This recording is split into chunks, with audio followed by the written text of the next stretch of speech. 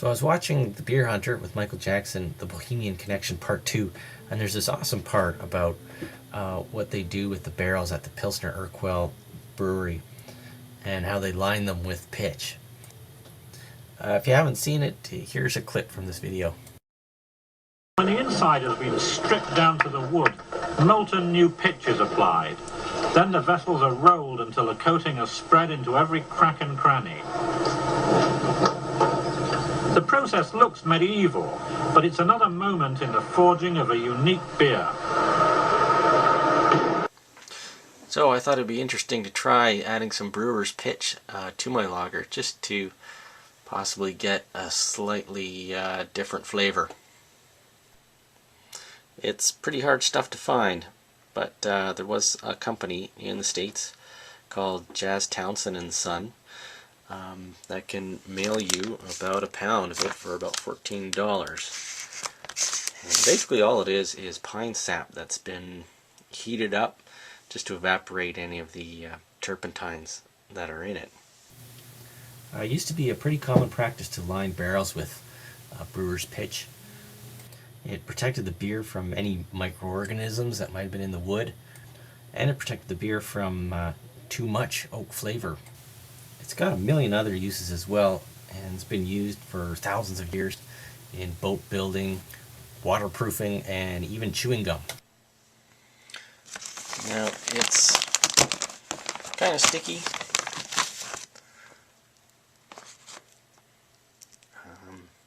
It's got a wonderful pine smell, not like a floor cleaner or anything, but a very more like incense smell to it. And I put about this much, which is about 2 ounces, into a test batch of the lager I just made, and so that was just a gallon-sized batch, and it actually added quite a nice flavor to it. It kind of complements the hops. It was a very hoppy lager, and I had it in there for about 2 or 3 weeks, just while it was lagering.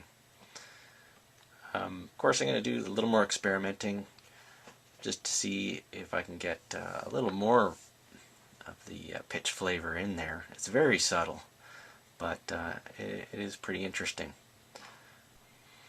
I also tried to make some of my own brewer's pitch, but wasn't too successful. What I ended up with was more like rosin. So here I am trying to make some brewer's pitch from some pine sap I scraped off a pine tree outside our place.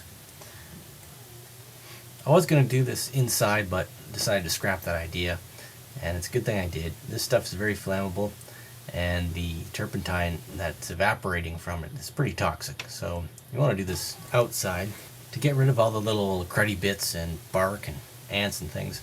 You can strain it through a tin can with some holes punched in the bottom, or just some tin foil.